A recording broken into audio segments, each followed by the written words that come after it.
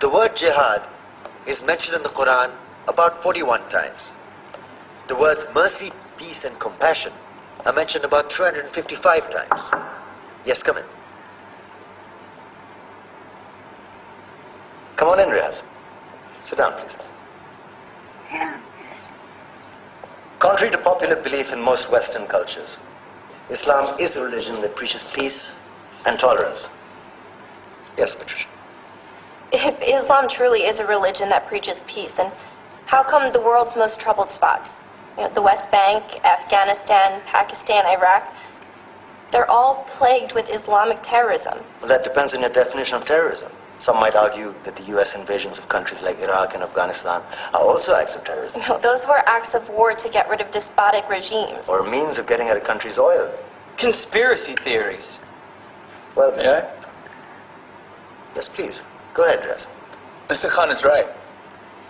I mean, if we're talking about terrorists, the world's biggest terrorists are the white superpowers. Come on now. No, really, stop and think about it.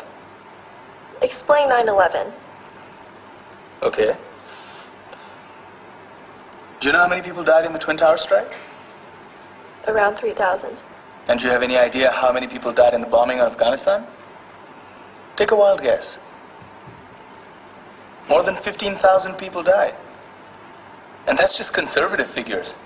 About 50,000 tons of explosives were dropped on innocent civilians.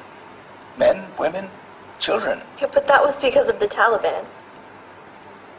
Now that you brought it up, did you know that the Taliban was a creation of the CIA to fight the Russians? Whatever. They were still harboring terrorists.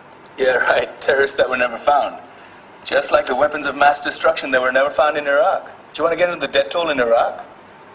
500,000 civilians and counting. And what do Britain and America say when they don't find these weapons? It's simple. They just say sorry. And still refuse to relinquish control of these countries. What are you trying to say? What I'm trying to say is that just because you're American, wear a fancy suit, and call yourself the president, doesn't make you any less of a terrorist. I'm saying that if you don't stop meddling in other people's countries, you will face a backlash. If Muslims like you feel that way, then why don't you get out of our country?